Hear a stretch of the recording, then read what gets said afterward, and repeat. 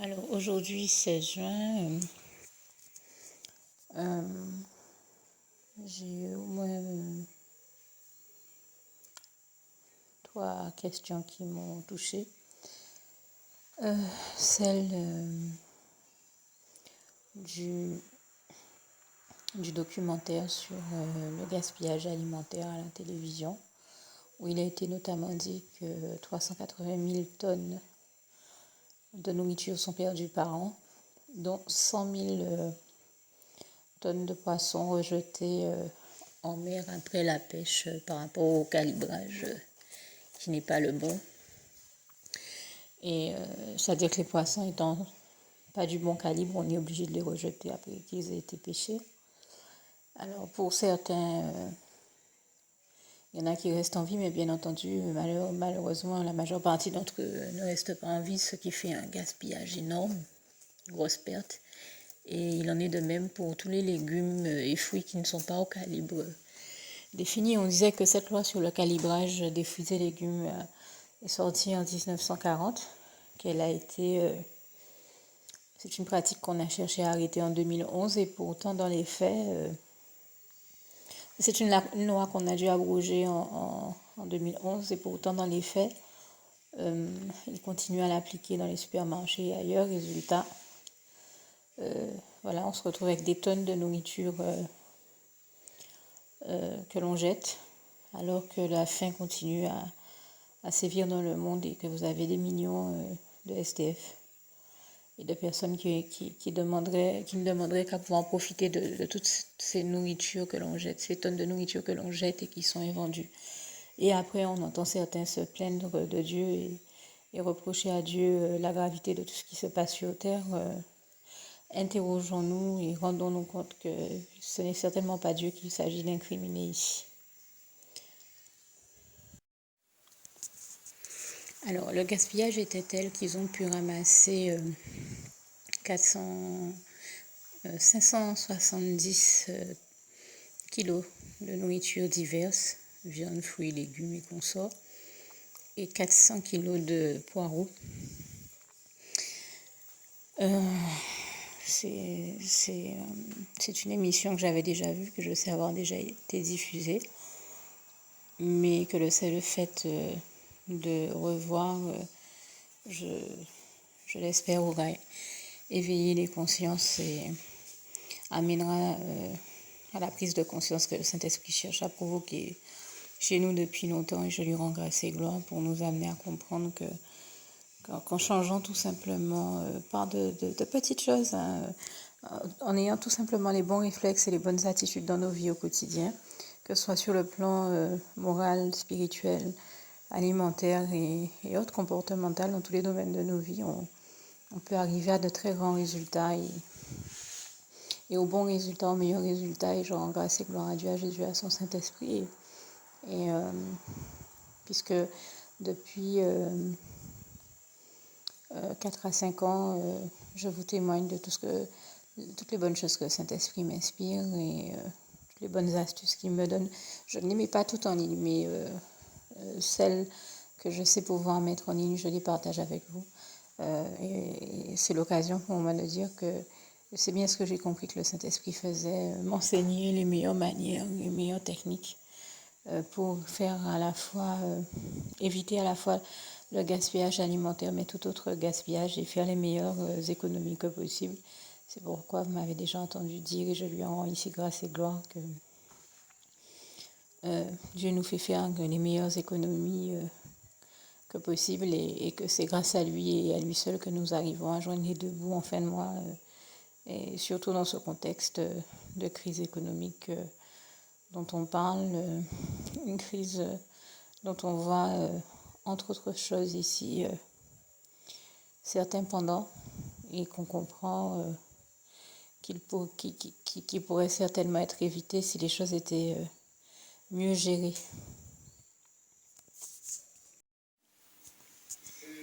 Alors, plus de 10 tonnes de produits laitiers et yaourts gaspillés, 100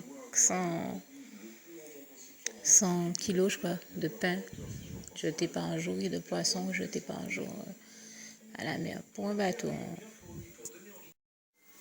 Alors, près d'un pain sur 5 n'est jamais vendu, ce qui représente 21% du gâchis.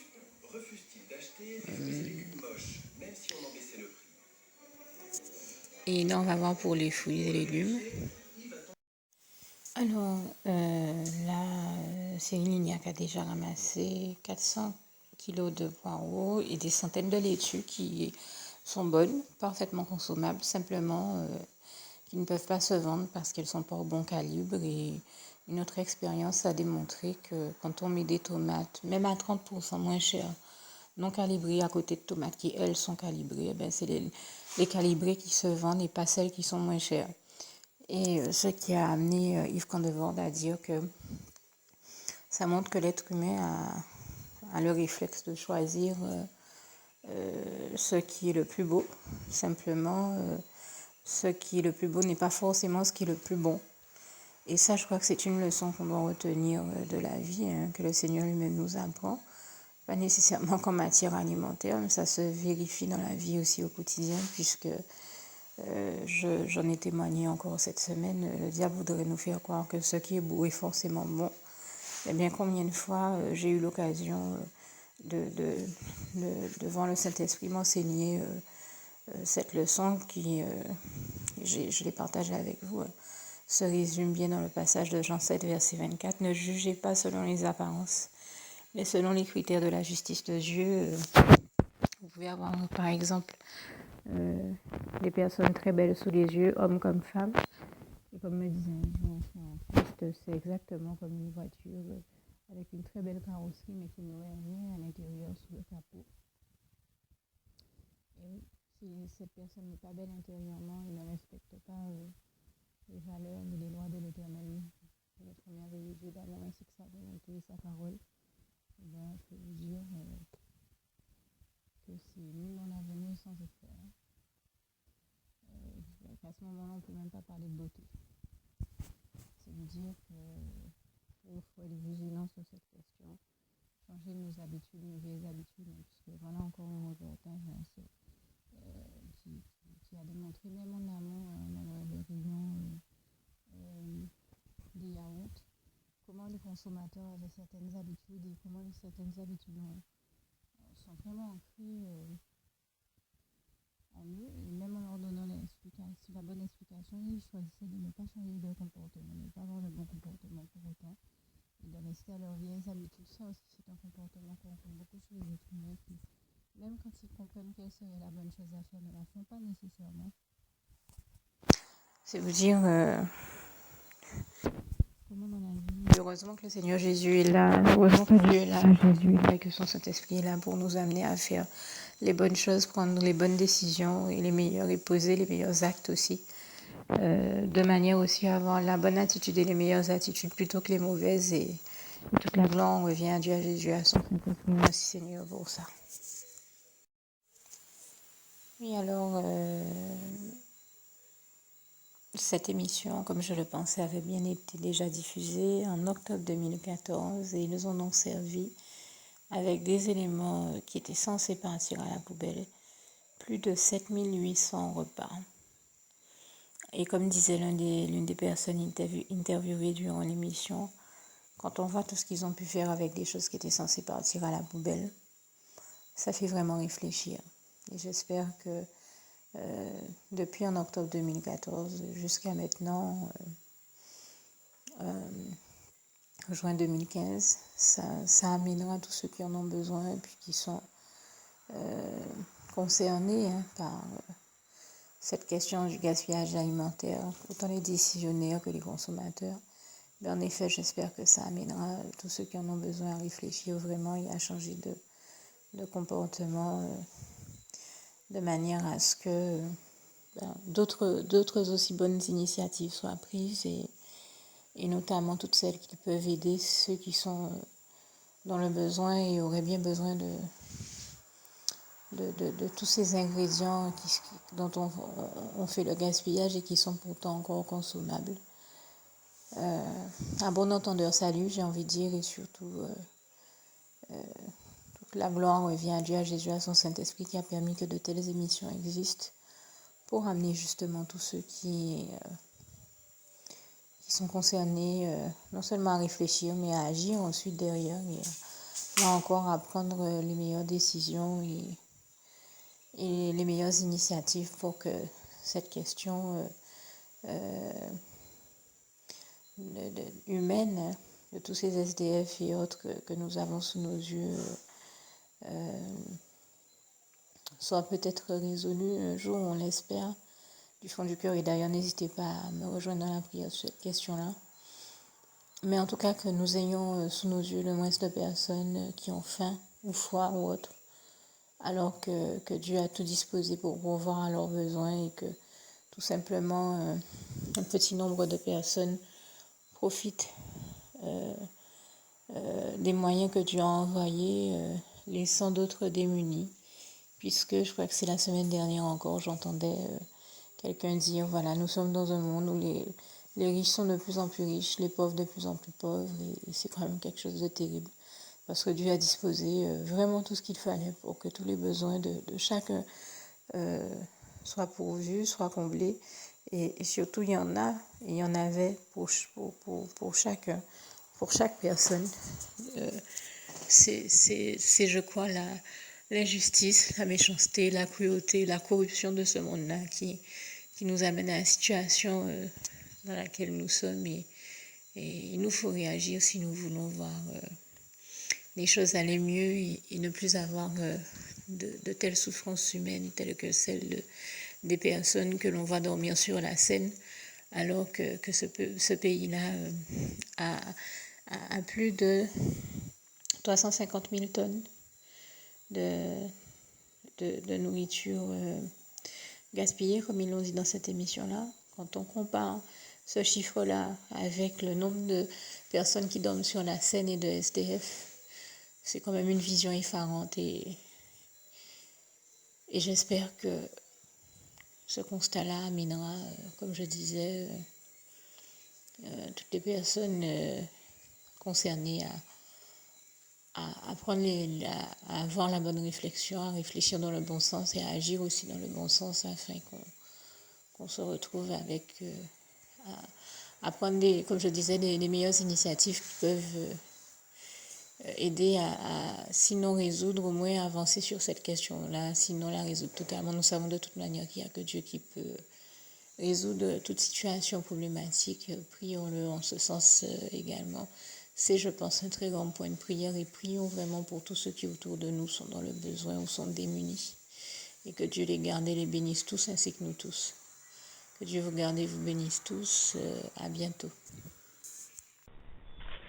Juste une petite précision pour tous ceux qui ne sont pas encore, qui n'ont pas encore choisi la meilleure des options qui soit, qui est celle d'aller se placer, de faire le choix à soi-même, d'aller se placer dans les bras d'amour de Jésus-Christ, pour se mettre à l'abri de ce monde cruel. Eh bien, je partage avec vous la prière par le biais de laquelle on y accède. Et commence par vous rappeler également ce passage de Jean 14, verset 6, où il est écrit que Jésus-Christ est le chemin, la vérité et la vie. Nul ne vient au Père, Dieu, sans passer par le Fils Jésus-Christ, bien sûr. Je le dis à ma manière, vous regarderez comme il est actuellement écrit dans vos Bibles, là encore. Et donc, n'hésitez pas à ouvrir vos cœurs à Dieu, à Jésus, à son Saint-Esprit, à être sincère avec lui et à lui adresser la prière qui suit, à lui dire tout simplement: Éternel mon Dieu, Seigneur Jésus-Christ, moi, un tel, vous dites votre nom et votre prénom, je t'accepte aujourd'hui comme mon sauveur personnel, le seul maître et roi de ma vie. Je remets toute ma vie entre tes mains, puisqu'elle t'appartient, Éternel mon Dieu, puisque tu l'as créée, cette vie. Donc tu en es donc le seul maître et propriétaire comme de tout ce qui existe dans tout l'univers. Je remets donc toute ma vie entre tes mains, je te la donne. Merci, Éternel mon Dieu, aussi de permettre que cette vie que tu m'as donnée continue à être à ta gloire, et que je continue à te servir, à t'appartenir pour l'éternité, d'éternité en éternité. Merci aussi, Seigneur, de faire que je continue donc à te servir et à t'appartenir pour l'éternité, d'éternité en éternité. Et aussi, Seigneur, de m'accorder la grâce de ton pardon et de ta miséricorde pour tous les péchés que j'ai commis tout au long de ma vie, jusqu'à la date d'aujourd'hui incluse. Et c'est au nom puissant du Seigneur Jésus-Christ que j'ai fait cette prière. Et à vous tous qui avez fait cette prière, je vous dis que Dieu vous bénisse abondamment, puissamment, richement. Et surtout, n'hésitez pas à la partager avec tous vos proches et contacts, amis, membres de vos familles, collègues, bien-aimés, tous ceux que vous aimez.